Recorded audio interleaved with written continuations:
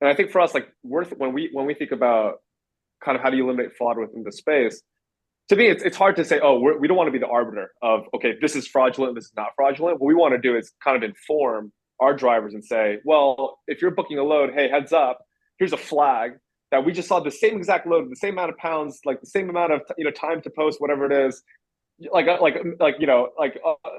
within the same lane, right? So kind of educate the customers and say like, hey, this might be suspicious, heads up, right? And I think those are kind of the tools that we're thinking about building to just make sure to give the driver the most informed decision when they're going about their business.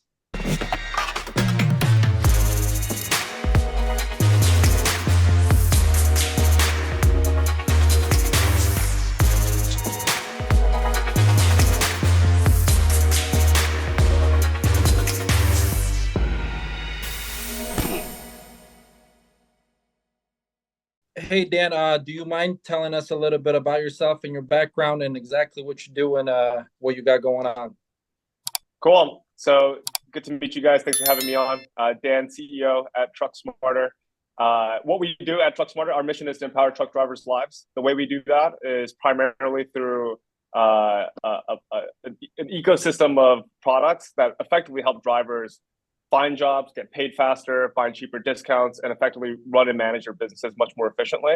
I think what got us excited about this was, a lot of my time spent within the freight brokerage world at Uber Freight and kind of seeing just how technology has progressed to date, and just seeing how, even though there's been a lot of great innovation in the space within freight, for truck drivers, for owners out there, for even small size, mid-sized fleets, a lot of technology just hasn't caught up. To the point where there's thousands of different tools for drivers to just even find their next job, another set of hundreds of tools to help get paid faster, another set of dozens of tools to kind of find those good fuel discounts. So our mission is to just make that far more simple for drivers to just get back on the road and continue to move this economy, which, I think what gets me super excited about this space is just that this is the heartbeat of our economy. And I think it's seeing that each and every single day within our customer base is always pretty exciting. So right now, are you guys more focused on the load board or like the fuel section or the factoring, or is it all at once? Like, well, what's your main focus? Yeah, all at once. So our core product, the first product that we launched with was this load board aggregator, right? So slightly different from a load board in the sense that, when I was at Uber Freight, what we saw was that, well, okay, every single brokerage is going digital, which is smart. It gets them closer to their customers. That said, all that information is disconnected for the most part. So for a driver, you think about the core driver's experience, what they're doing is that they're just going to each app one by one by one. And back then, let's say 2018, there's maybe 8 apps, 9 apps, 10 apps that were around. Well, guess what? Now there's like 50, 60, 70 apps that you go through a driver's, they have folders now where they're just going through all the different apps to kind of go through each one by one. And that's kind of the core problem that we solved, which was that when I was at Uber Freight, we would talk to a driver and just say, like, how long does it take for you to find your next job? And if they don't have if they don't have like a direct to shipper relationship, a good contract, or kind of like they haven't established those relationships yet, and they're hitting the spot market, it'd take two plus hours a day to effectively go through all that information, try to process it, try to understand which was the bid on. Some of those information you still have to call on. So that's how we entered this industry, or entered the market, which was, okay, the industry itself is digitizing. It's becoming far easier for a driver to find their next job. Let's bring all that information to a single place so that they can take advantage of it, right? And I think that's kind of the key thing that we saw was that there's all this great innovation, but it's harder. It kind of made it harder for drivers to kind of just like really take advantage of all that. So that's kind of how we entered with this load board aggregator, such that drivers can just instantly see all the available loads that they could already see anyways. They can bid, they can book, they can kind of manage their business. As that business has grown, obviously now brokers are just coming to us. They're sending loads to us, just like any other load board would out there. And now we're just getting a far supply of demand on our platform, so that drivers can continue to find and book loads. Yeah. So Dan, do you still take all those load boards and aggregate them into TruckSmarter?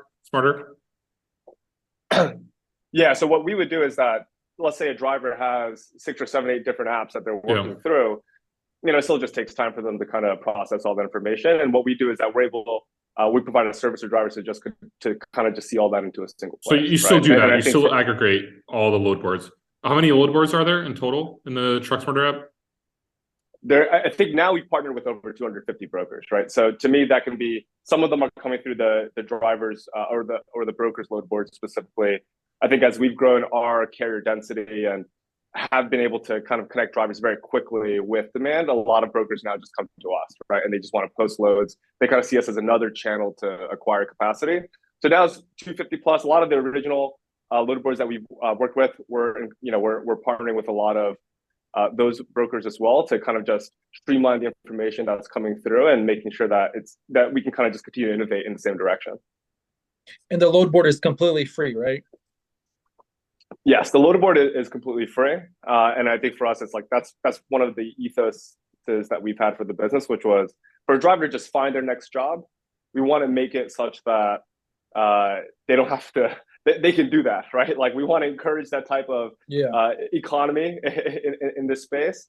I think as we continue forward, obviously there's premium offerings that we're thinking through that able to provide, of which there might be some charges, but at least the core load board that'll be free. Yeah, because I was gonna ask, how do you guys make money? Like, what's your, is it right now? Are you guys just trying to grow and kind of giving the free product to get people more, I guess more on the load board?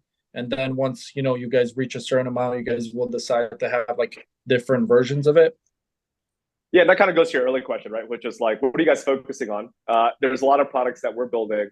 The way I kind of think about it is that for a driver, the first order problem is if they don't have a job, they got to find a job, right? So we've kind of built that load board to help acquire our customer base. We haven't spent a single cent on marketing. It's a high frequency, high intent action that a driver is always thinking about. And then we kind of use that as a wedge to then cross-sell into the other services that we have that are revenue generating, right? So the second order thing that a driver typically thinks about is like, if I move the job, well, now I got to get paid.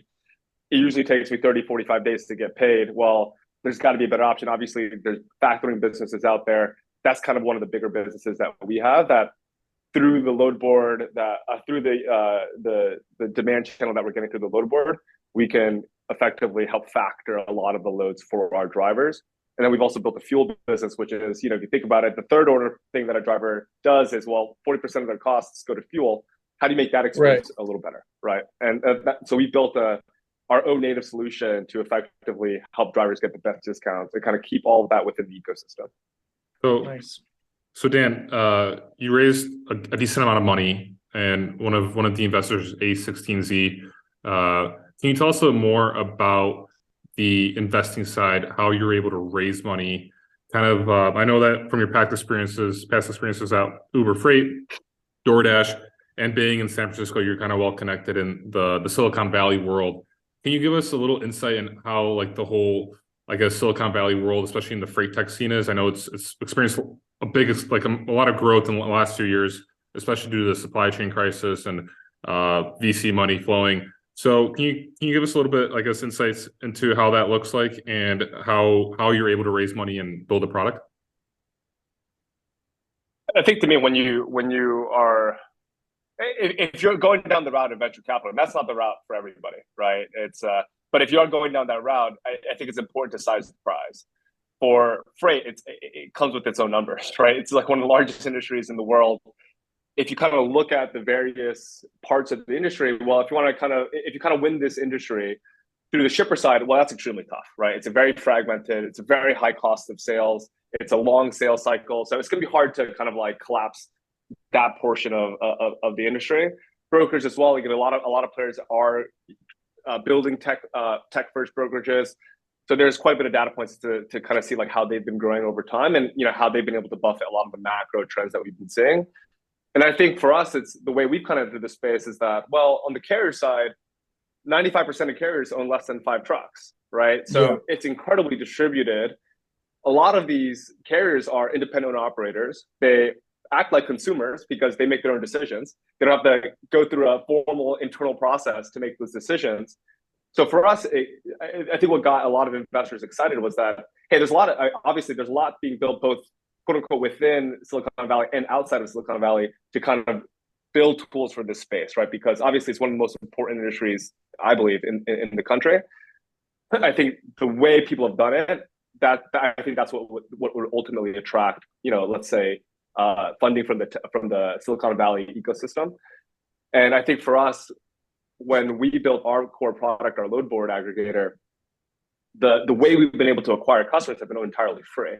And I think that's kind of was the big selling point, was that, well, every single day we wake up, there's thousands of more drivers that have signed up, right? And they're driving utility through the platform. They're constantly engaging on the platform. We have extremely high retention rates across the board. And I think that's what makes it attractive, such that if you kind of build point solutions across the board, which is like, oh, let me just build a finance tool, let me just build a fuel tool, the acquisition side of those businesses are very, very tough and costly and takes time. Whereas if you kind of already have this distribution channel, it makes it much easier to kind of cross onto all these different things. You got to provide value ultimately, but it makes it a lot easier to cross onto these different type of services and products. Sure. I think one of the very difficult aspects of having like a load board is because, well, not only do you need truckers, you also need brokers, because without the two, then, no one's going to be showing up. So, I mean, has that been a challenge for you guys? Like, where it's like, have you noticed that getting both parties involved is more difficult because people get used to, everyone uses DAT or TruckStop, and like, TruckSmarter is another tool for it. So like, yep. How has that looked like for you guys? And I know it was kind of funny because we were at DAT and we met you at the booth, and you were right across from DAT, and it was just kind of, the placement was strategically. Yeah, it was definitely great placement. But can you tell us a little bit more about, like, I guess what you're facing from like the competition and like the challenges that you face while like building out a load board? Yeah, and I think for us, it's less looking at DAT. I think when we think about just partnering with brokers, it's making sure that we're satisfying their goals, right? And if we look at a lot of the partnerships that we have, and there's a lot of platforms out there, right? Like Parade and other platforms that kind of help digitize a lot of the mid to long tail brokers, where they're seeing us outperform our competitors and our peers in this space is kind of that digital booking aspect, which is for our drivers, they're booking and bidding on the app. They're building that muscle. They're making it far easier for the counterparty, the brokers, to find that capacity, get them onboarded. We're building, and when we talk to brokers, it's like, well, we want to eliminate noise. We don't want random drivers just calling us, clogging up our sales lines, and just effectively increasing the cost to operate our business. So for us, we went through a whole effort to verify our carriers, get their MCDOT, get their certificate of authority, get their certificate of insurance, and just make sure that, okay, when we're sending you something, this is going to be a real carrier, and they're going to have all the right like insurance requirements that you need so that you can just get moving. And I think that's kind of how we've been able to work very well with our partners, in the sense that when they plug in both, and we always say, like, look, we know that you don't want, there's a load of birds out there, you might have had a bad experience with them. Try us out. We're completely free to use. We're completely free to partner with. And overnight, there's just a far different level of quality. And I think that's where we focus on, is that especially now, especially with the market where it is, there's a lot of noise, and there's also like quite harmful noise in the space today. Where if you can actually just like maintain your quality, there's an extraordinary difference for every single party that's involved in that transaction. Definitely. Yeah, it's crazy because you mentioned that there's so many different apps, like you're saying, I don't know if that's what you mean about by a lot of noise, but like as a driver, even when I used to drive, right, each broker is making you download different apps, or you're trying to use different apps to find different loads, so it's definitely getting to a point where I think there needs to be like a platform, kind of like TruckSmarter, or any kind of platform where it kind of, especially for dispatchers, because now that I'm dispatching, like I literally have to use like 10 different load boards to go through, to go through each one. You should check out TruckSmarter. We help with that. Yeah. And what we tell brokers, it's, look, like, it makes sense to digitize your operations, right? Like they're like, it makes a ton of sense. But I think where we come in is that for a driver, for a driver, when they're exploring the industry, you got to think about it in their shoes. Are they going to go to the 50th new app that just launched a month ago and like sign up and go through the carrier onboarding? Or are they going to discover through a single app, learn about the different opportunities on those lanes, build that relationship, and then go from there, right? And our goal is to just connect the dots and just make it easier to acquire. But we want drivers to build a relationship because we have a factoring business, we have a financing, we have all these other businesses that we're excited if a driver potentially churns from our load board. There's still opportunities for us to continue working with them, and we're okay with that, right? So I think for us, it's like our missions are effectively aligned in that sense with both the broker and the driver, and we're helping them get capacity faster and also help them on board into the digital experiences that they've invested a ton of money building as well. How are you guys dealing right now with like the loads being so cheap and brokers posting so many like cheap loads? Because I know the drivers be always, not just the drivers, but even the dispatchers always complaining and screaming and stuff. So are you guys, I mean, how are you guys dealing with that? Is it kind of affecting like how many people log on or, to use the load boards? Or because even right now, like if I go to like CH Robinson or any other board, like today, I literally tried to book like 10 different loads and they were gone within like a second, like literally within a second. I couldn't even reach to my rep because usually the way I do is like, I'll go on CH board, right? And I'll copy the number. I'll send it to my rep and I'll be like, hey, what's this pain or what can you do on it? And he'll literally respond like, what he's got in it or what they can do on it. But like right now, like today, or I guess in this market, it just, you don't even have the time to send it to them because people just be booking it within seconds, Yeah, I mean, there's a huge disparity between demand and supply today, right? It's like, obviously demand is going off. Oh, can you hear me? You're good. Everything's good. Cool. Yeah, so obviously demand has gone off a cliff. There's still quite a bit of supply in the market, and as a result, that's kind of why you're seeing the dynamic that you're seeing.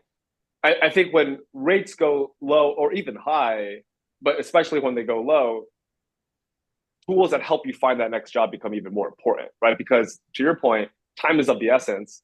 If you're opening up one app, kind of like scribbling down the notes of like, okay, this one is going for X dollar rate per mile.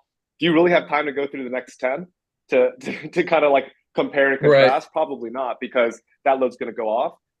And I think, where our vision and where we see ourselves helping beyond just finding you a job is how do you build a way for a driver to just fully understand their costs when they're booking that load, right? Like if you're going through the mountains, you're hauling 44,000 pounds or whatever it is, that's your fuel costs are gonna go high depending on the vehicle type, year of the vehicle, all these different things.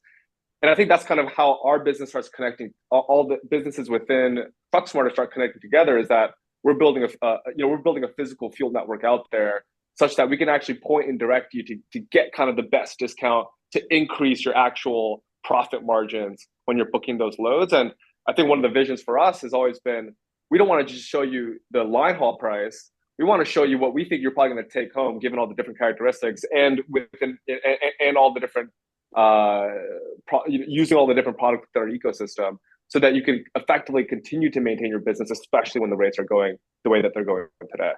So, Dan, out of the load board, the factoring business, and the fuel card, what would you say is like the core part of the industry, the core part of the business? And like, do you have to use TruckSmarter in order to get access to the fuel cards and the factoring company from like the load board side? Yeah, so for us, it's actually not even a fuel card. We have a off-network fuel program. So when we looked at the fuel space, knowing that this is kind of, this is the top expense that drivers incur, we just kind of looked at it like, what do drivers actually care about, right? So like the core of the company are owners and drivers, right? It's okay, that's who we're working for. Okay, what do they actually care about? Well, they want big discount, right? They want to be able to save as much as they possibly can when they're on the road, so that they can manage their costs. And when we saw the fuel card space, there's a lot of different programs out there, both within the incumbents, and obviously Visa has helped make it easier for companies to kind of build fleet cards on the Visa network. But all those different programs assess pretty meaningful merchant processing fees, right? And that kind of cuts into the amount of discount that you can give to this independent owner operator. So what we actually did is that we've partnered directly with TruckSmarter. We put tablets in their stores and are effectively settling via ACH and through bank deposits, so that we can kind of avoid those fees and effectively give discounts up to 60, 70, 80, 90 cents on average to the driver. So that's kind of the... Go for it. Are you guys signed up with any of the big truck stops like Pilot, Flying J, TA, or any of those? So we haven't partnered with any of those big chains, and I think for us it's like a big part of our ethos is kind of the independent owner operator, right? And there's obviously a lot of great fuel stops within the country that are also independently owned, and I think for us they give great service, they have great discount, they have great discounts that we can pass through, and that's kind of where our focus is today. Okay. Dan, is freight tech sexy in SF right now? Like, I feel like there's been, I know I brought this up earlier, but there's like a lot of companies have received like investments from the freight tech side in Silicon Valley. Has the community evolved in the last few years? How's that looking? I don't know if I can speak for whether freight tech is sexy. I'm obviously biased. I think it's sexy, and even if it's not, I think it's an important problem, right? And I think like, out of the various hype cycles within the space, I think just traditional investing ethos is, what are the most important problems that we could use capital to build a phenomenal business on, but then actually radically improve the lives of the folks within that ecosystem. And I think for us, it's like, freight is easily has been one of the greatest levers of innovation in our time, right? Just moving things from point A to point B. We would not be where we are, being able to sit in these buildings or whatever it is, without that. Yeah. And I think just like the overall importance of that specifically is huge to talk about and huge to think about if you can build a sustainable business, but then also B, help use technology and capital to kind of bring innovation to the space. So I think there's always these hype cycles that go up and down, but I think there's always the constant, which is like, how can we change the world with the capital that we can allocate to do that? Definitely. Yeah, it seems like it's changing a lot, and then definitely a lot of like technology companies getting involved, and it almost seems like, like every broker has their own load board now. Like not everyone uses like DAT anymore, because like, even like you said, right, it's better to have somebody that's verified, that has like a trucking company that, hey, we know who this MC is. Like, for example, like C. Travinson, you can only work with them, if you go through the verification process. Like, you send them your insurance, they have their own process of checking, instead of posting on DAT or posting on a different load board and getting like a million phone calls from carriers that they can't even work with them. So it's interesting to see, like, because I feel like there's so much more demand into like all this technology stuff. Yeah, yeah, and that's what we're focused on, right? It's, if you're finding a load through TruckSmarter, the first thing we make you do is get set up with the other with the broker themselves through the technology that they've built, whether it's like an in-app carrier packet that they then download and then have to fill out. Yeah. But our goal is to make them find that load even faster, right? Which as there's more and more apps in the space, makes it harder to do. So Dan, like, most load boards have seen an increase in like double brokering and fraud related activities. Yep. How has like TruckSmarter been able to, I guess, like work on eliminating that? I'm not sure. Is there like a way that you could be, 100% clear of that? Because I feel like no one is. No one is. So safe. No one is safe. Exactly. Sorry. If we're making that promise, we're going to be. Go for it. We just got screwed like $2,700 by a fake broker. So no one is safe, not even us. Yeah, and I think it's like, there's no way we can ever promise that, because we'll be called out on it within a few weeks, right? And I think for us, it's how do we make sure that we just maintain a super high bar for entry within the space. And I think that's kind of been the issue with some of the other options out there. It's, kind of anybody can post, anybody can kind of sign up. I think for us, the way we verify carriers is quite manual. It's a cost for us, right? And I think for us, it's a cost that we're willing to incur to maintain the quality of the space. And it's not just the carrier side; it's also the broker, right? Who's posting, which is very important. And for us, there's no way for you today to sign up as a broker. We're completely free to use, so you can't even pay us. But there's no way for you to today to just self-serve sign up and start posting loads.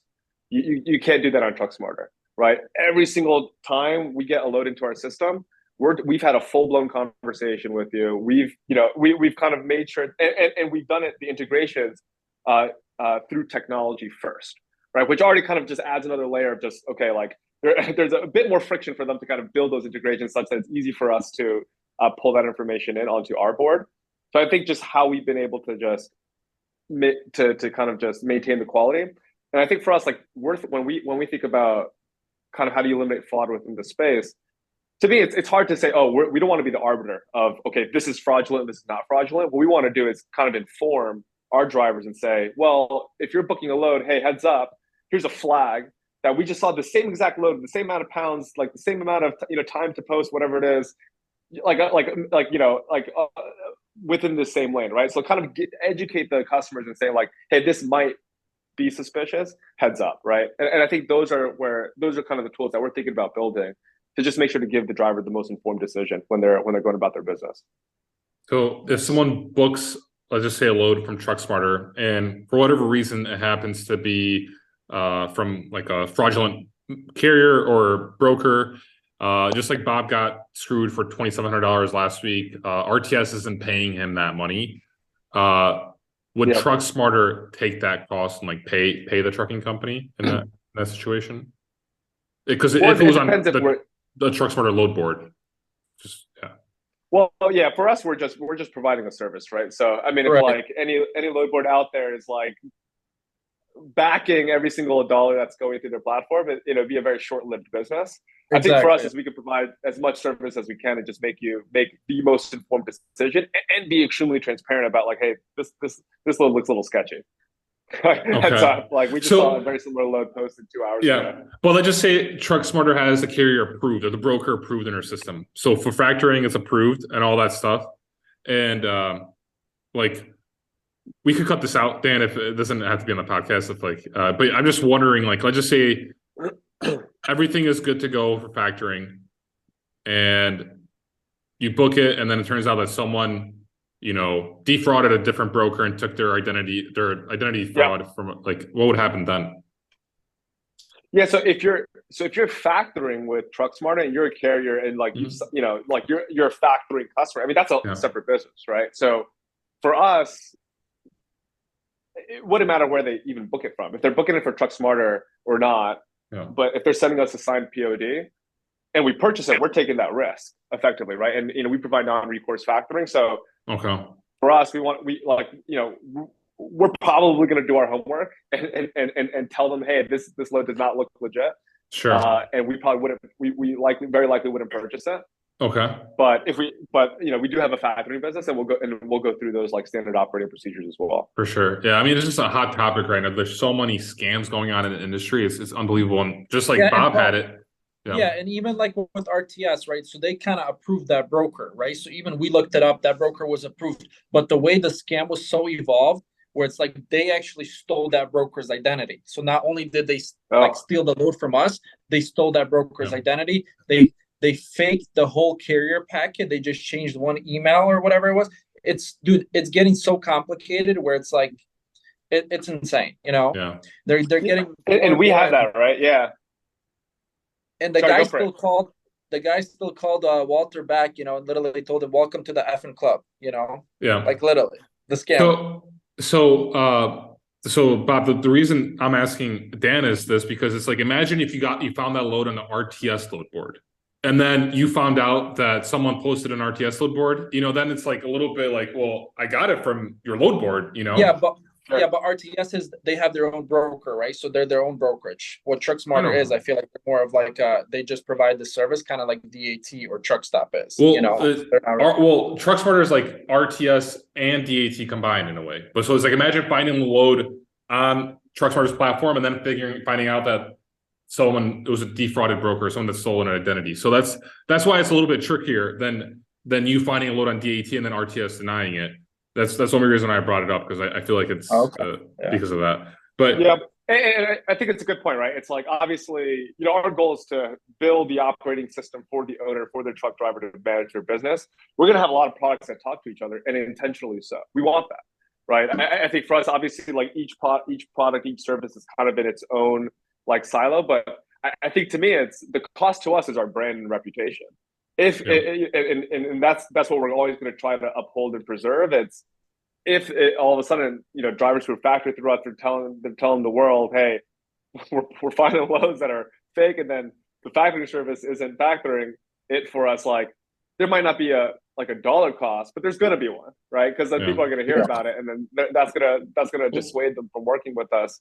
So I think that's where the cost is, and I think by having it within the same platform, you're incentivizing yourself to make sure to maintain that quality because you don't want to risk that brand or reputation hit, right? Whereas like there's a lot of services out there that just do one thing, and there can be like looseness on kind of like those type of parameters. Yeah. And I think the industry is really in need of someone to kind of like The government.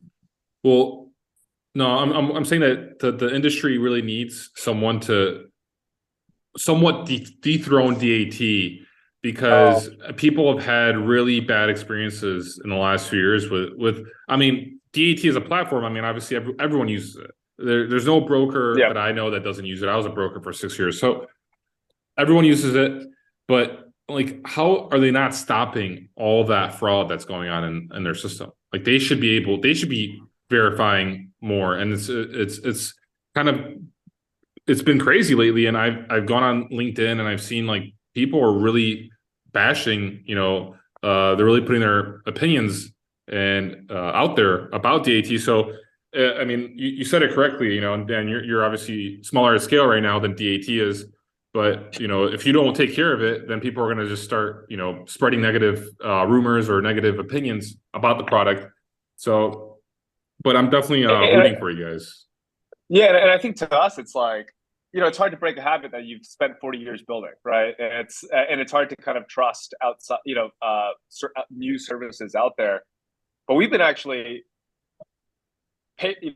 chomping at their bits to some degree. I mean, if you actually look at some of the key lanes that we kind of track, whether that's Charlotte, Dallas, Phoenix, DAT may have some more loads versus TruckSmarter. But if you actually look at what actually matters, which is price, details, information that helps drivers make those decisions faster, we're like 70-60% more loads with that kind of information on those lanes than DAT, right? And I think that's kind of how we position ourselves. It's that you're going to find quality. And quality doesn't mean reduced quantity. It's going to mean that it might actually be higher than the other platforms. But the goal is to get you on your way and finding a load and moving as fast as possible, because time is everything, especially in a market like now. Going through all that noise is not going to help you get there. Yeah. And I think for us, that's kind of where we're focused on. It's like, how do you just make sure you have the highest quality load board on the market to effectively do that? So right now you guys only have the app version, or do you guys have where you can use a desktop version too? Yeah, so today, right now, it's mobile first, and that was kind of with our core customer base, the independent owner operators, small fleets in mind. That said, there's a lot of dispatchers that use us. There's a lot of like medium-sized fleets that kind of use us to find that information faster. So we are starting to tinker and start to kind of build out what a web version could possibly look at, and kind of make sure to extend that functionality to desktop as well.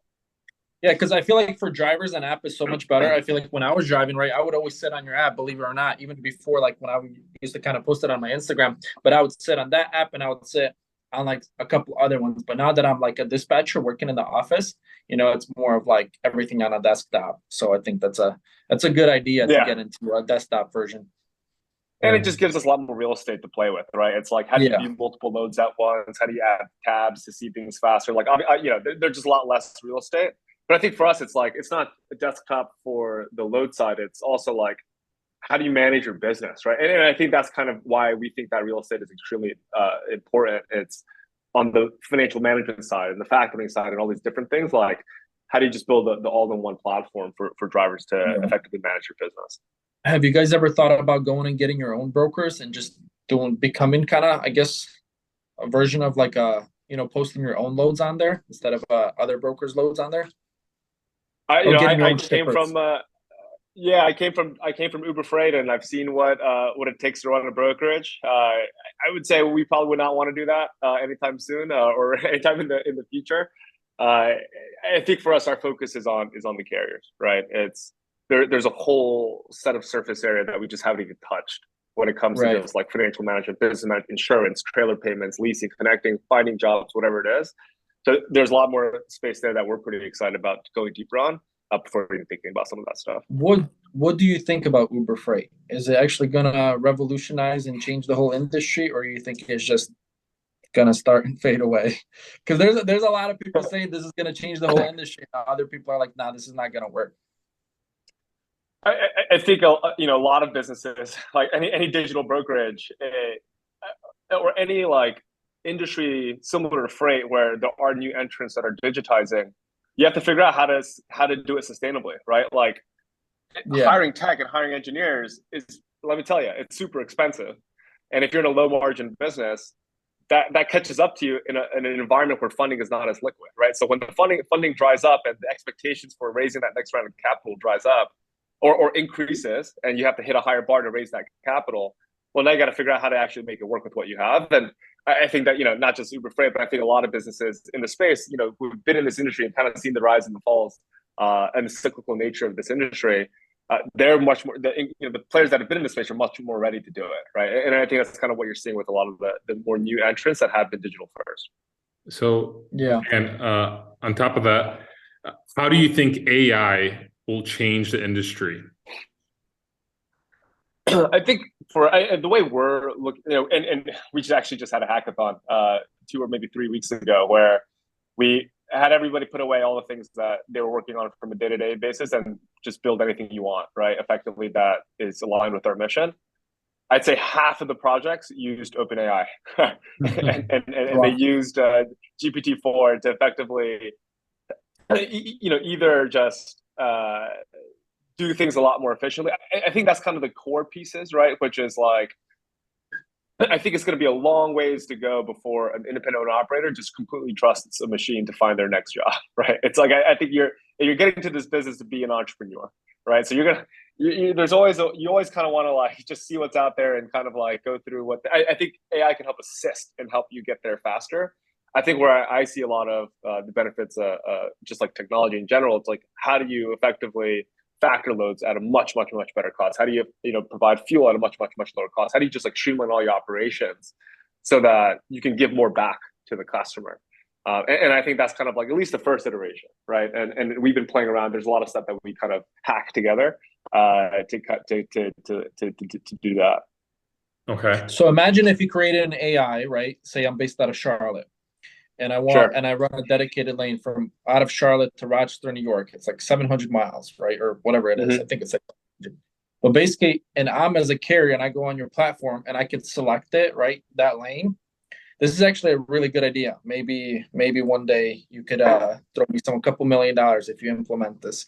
But but then basically you select it where it's like anything that's above, $250 a mile, automatically book it and send it to my company, my MC. Would that work or no?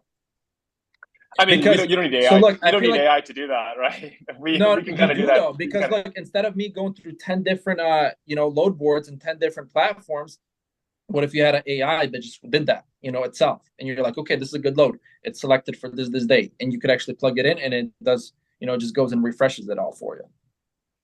And we actually do have some version of that, right? Which is like you can save a surge today, and effectively, any load board that has a lot of loads, the goal is how do you find the right loads at the shortest amount of time, right? And so you can do that today, where you can go from Charlotte to Rochester, anything above 250, and they'll show you how many, all the various loads, and we can alert you when we think about it. I think auto booking would be a little bit tough because, like, what if 3 people had the same request? Then we gotta figure out who to book it for. That's I think it's like, so you got to be the first one to have it. Like you gotta get the fastest tech. Yeah, I think what we could do is tell you exactly, like, hey, heads up, we got a really hot load here, right? And here's the fully loaded cost. Here's your take home pay, whatever it is. If you're at the ready, go for it, right? Yeah. Okay. Yeah. And I think that's where we could. I think where AI could really help is like beyond just the line haul rate, and this is kind of what we were talking about before. Like, where do you actually take it home? Because that's what matters, right? It's what are you actually taking home, and how do we use technology to figure out just exactly how much you're going to take home by taking this load, and ideally just help you make your decisions faster, right? And I think that's where a lot of our efforts and focus is on. It's just how do you get to that next step even faster?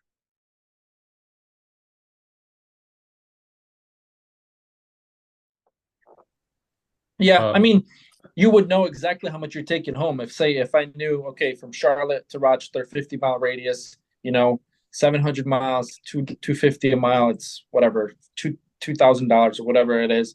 you know exactly what your cost would be. So I mean, it would be interesting. I feel like it's gonna get to that point where it's gonna be like an auto book, some stuff like that. But I guess it would depend with which broker you're set up with or not, you know. So Yeah.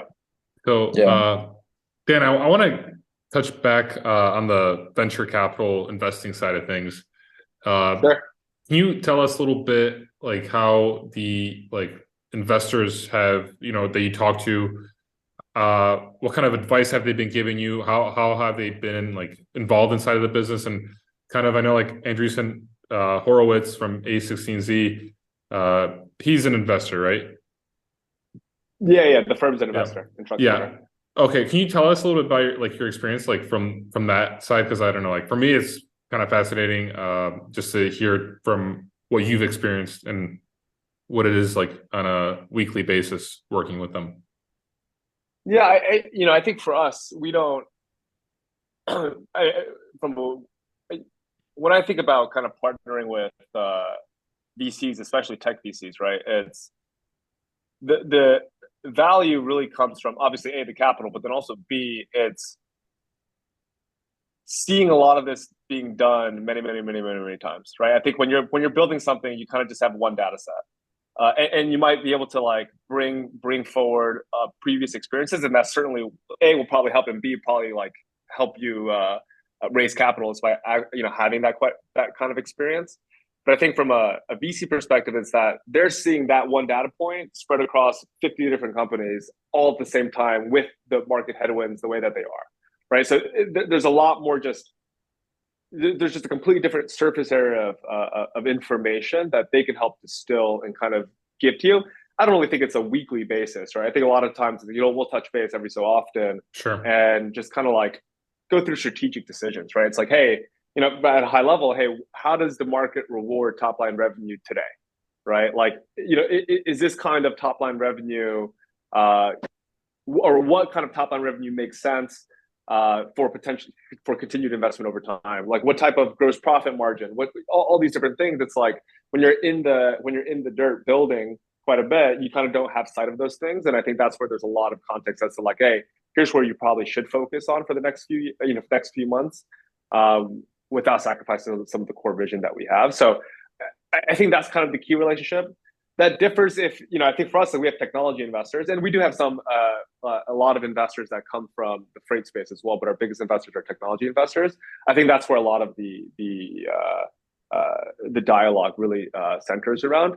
Obviously there's other investors that we talk to that are like, oh, like, we have partners, we know a lot of the biggest truck stops in America. Okay, that's a different kind of conversation, right? Because like that's okay. How do you help skip some of those steps to bring those networks onto our platform? So I think you gotta, when you're building out your cap table, you want to make sure you have a healthy balance of all kinds of investors that can kind of spike in different areas. Sure. And would you be able to disclose any of those numbers that you talk to? With your investors, like from like top line revenue, top line revenue, and then gross profit margins, like what you're more or less like looking at. You don't have to. This is just like, I'm just curious from Yeah, I mean, can't share any. I mean, obviously can't share any specifics, but I think from our business. But I think like if you just look at the market, right? Like the next 12-month revenue multiple for SaaS companies over the last 18 months have gone from 40 to 12. Right? Why is that? Or 40 to 12? Well, why is that? Well, there's a important underlying, there's far more numbers down below revenue that are even more important, which is largely gross profit, right? And then operating profit, and then and EBIT profit. And I think for us, it's like, how does the market reward all those different baskets of dollars? And I think that's where investors provide a ton of value. That's what they make their money on, right? That's all their gold on. It's like, how do you return capital, and how do you, and so I think that's where there's a lot of very interesting perspective, which is like, and I think it's a no-brainer. The focus over the last 18 months for every company in the tech space, and also like any company any publicly traded company, is, oh shoot, like there's a lot less demand. We gotta manage to gross profit, right? And we gotta make sure that we can increase our profit even if revenues have gone down year over year. I mean, we see that with the entire freight industry, right? It's like, the revenues go down, but the gross profit line stays the same, right? And that's how like businesses in the freight industry, who's been around for decades, they know this game. They played it multiple times. They know exactly how to do it. So I think for us, that's kind of like some of the information that we get as well. But I think it's also like if you look at the market, you can kind of like assess that yourself too. Sure. And what's like the long-term play? Can you give us like kind of like, I don't know, your 5-year plan right now for TruckSmarter, and what's the future? Yeah, I think for us, it's like our vision has always been, our mission is how do you empower truck drivers' lives? Our vision is how do you build a platform such that they can do all of those different things, right? How do you find, I kind of always think about it from a capital perspective, which is how do they find capital, right? That's loads, that's finding new jobs. How do they access that capital faster? That's factoring, that's potentially other forms of payment in the future. How do you manage that capital? How do you spend more efficiently? How do you make sure you know what's coming in and out? How do you actually manage your costs? And there's a whole other set of things that we haven't even talked about that drivers do, right? And I think for us, it's like, how do you build that single platform so that it makes it even easier to kind of manage your business, and you don't have to think twice about it. I mean, so much of the way that owners are doing it today, it's pen paper. They're kind of like putting it together from all these different sources of information. How do you kind of flatten that experience so that you can just keep going? And I think for us, that's ultimately, when we think about empowering truck drivers' businesses, effectively that is their lives, because that their business, like that, they are the owner operators. That's the money that's coming to their families. So I think that's where we can have a lot of downstream impact as well. So I think for us, it's how do you win? How do you build the operating system for owners and truck drivers within this space? You got to TruckSmarter. That's what you got to do. There comes the name. You got to be TruckSmarter. It was a very simple name, right? So I was just like let's keep it simple, right? It's like there's ways to do this business, and kind of what we were talking about before, where it's like DAT and other players, they might have more loads, but are you effectively managing your time the best way, right? How do you find loads faster? How do you find loads in a smarter way? And I think there's a premium that's assessed to doing it in a smart way versus just doing it the way that everybody else is doing it. Sure. Honestly, me personally, I don't even use the AT that much. I feel like the people in my office, they do. But for me, I honestly, most of the time, I just sit on different load boards. Because like you said, you have to go through all this nonsense, and then it takes too much time. And there's a lot of loads that are like double posted, triple posted. It's the same load. Yeah, so. By the time you call, by the time that load's already gone, and you're like, man, I wasted so much time. And it's so expensive too. Honestly, it's way too expensive for what it is. But yeah, and that's why we look at loads with prices, right? Loads with actual information. Because if you're tracking to like how many loads does each load board have, it's quite easy to get a much higher number than what you actually have, right? And then it's like, how do you take away all that noise and just look at the quality? And I think that's where we're not even really the upstart in some of these lanes. We're beating, and we have more loads with prices with that high quality data that versus the other players within the space. And we're just going to continue growing that and having that continue to be the wedge for our business. Nice. Dan, so what advice would you give to freight brokers, drivers from your standpoint? What should they do right now in this market? I think to me, it's like, we focus a lot on the driver space, and the number one thing we always say is know your costs, right? And I think Bob, you've been in the space, so right? Like when you book a load, you know exactly how much I should be taking home.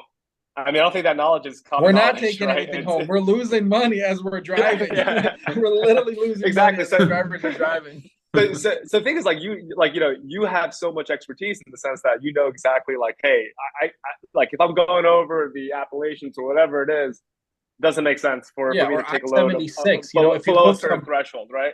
Yeah. Sorry, go for it. Yeah.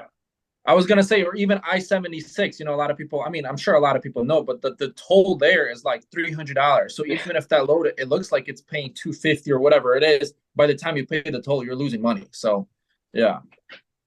And I think to us, that's exactly what we're focused on, right? And that's kind of our message. It's the way I think about it is that freight is cyclical. There's ways to manage that curve such that it's not as spiky, right? Like you save during the good times and you manage during the bad times. That's how you build a decades-long business, and that's how folks have seen this space across the board.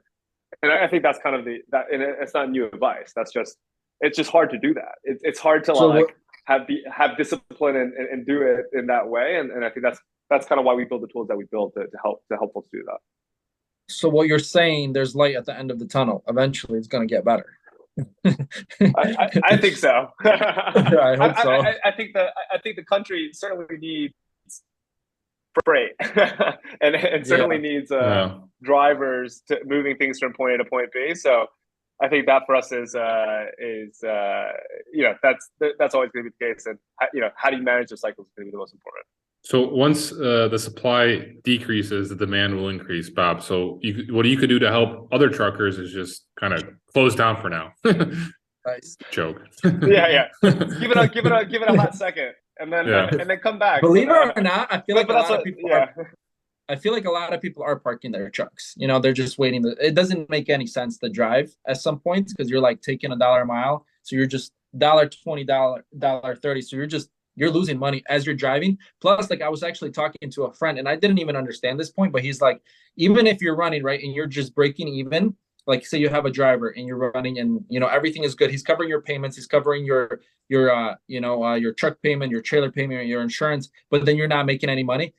It's kind of the truck is a liability out there because there's so much things that can happen, right? So like if it's a bad driver, or if he's not really doing what he's supposed to, then he's literally like it can affect your whole company, and you're just doing that for what? For no reason. So it's a crazy time, I feel like, right now, and I feel like a lot of people are doing that where they're just parking and waiting what's going to happen in the next couple months. But yeah. Bob, which markets right now are doing pretty good from like what you posted it today. I posted it today on my Instagram. Go check it out. I know. I saw the post. Drop it in the channel. Every market was trash. Dan, did you see that one? Do you follow me on Instagram or no? I posted the funniest thing today ever.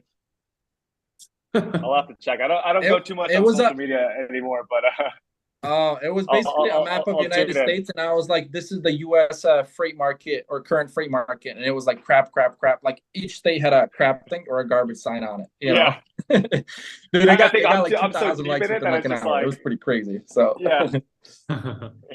What'd you say, Dan? Yeah, I mean it's no, I'm just saying it's like, I mean, we look at we see a trend of the rates every single day, and it's like, there's not really that many areas of good rates, but I mean, it's an average, right? Like there's folks that are beating it, and there's folks that are not beating it, and it's like the folks that are beating it are like they're the folks that have been in the space. They know how to kind of play the game, and sure. I think that's like the key thing. It's like, the industry obviously is going through this reset period, but there's ways to make money. And there's ways to kind of go about it. And Bob, I'm sure you guys are doing well. So it's like, there's ways to do it. You just got to be savvy and kind of figure it out. Yeah, we're resorting to memes to make money.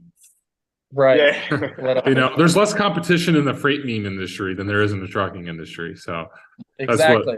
Speaking of that, like we just had a conversation within the company of like, oh, is it time to start thinking about TickTock and all these different things? And I'm like, oh man, okay.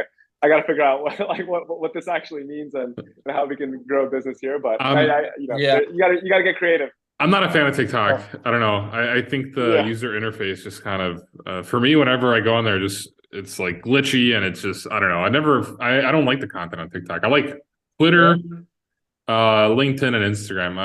I mostly spend my time on Twitter these days, and YouTube. Mm-hmm. But LinkedIn and Instagram just to post and kind of dip out. Yeah, but see, because you're more from like that side, but for like drivers, I feel like TikTok is perfect. So I even heard other companies will advertise, on TikTok, and they do really, really well. Yeah. So, I mean, for me, I always sit on TikTok and I just scroll. So, but I don't really go on LinkedIn or Twitter that much. Yeah. Yeah. There you go. There's surprisingly a lot of truck drivers on Twitter. I was kind of surprised by it. There's like a nice like community of them out there. We saw quite a few at Matt's, right? That was super fun. Just meeting everybody in person then. So definitely. Awesome. Well, Dan, how could people try out TruckSmarter? And if they need to reach anyone at TruckSmarter, what's the best way to reach them? I think for us, if you're an owner, if you're a driver, download it, check it out. It's free to use, free to see exactly what we're talking about here. I think if you're looking to partner, just email me. I mean, there's no formalities here. Dan@trucksmarter.com. It's a free for all. Feel free to send in. I read everything, and happy to figure out a way to make it work if you're thinking about partnering. Awesome. Well, thanks, Dan, for coming on. Thanks for tuning in to the Daily Freight Caviar Podcast. If you enjoyed the podcast, or if you didn't, leave a review. Let me know what you think. I appreciate any feedback. If you'd like to have more Freight Caviar content, go to freightcaviar.com and subscribe to my email newsletter.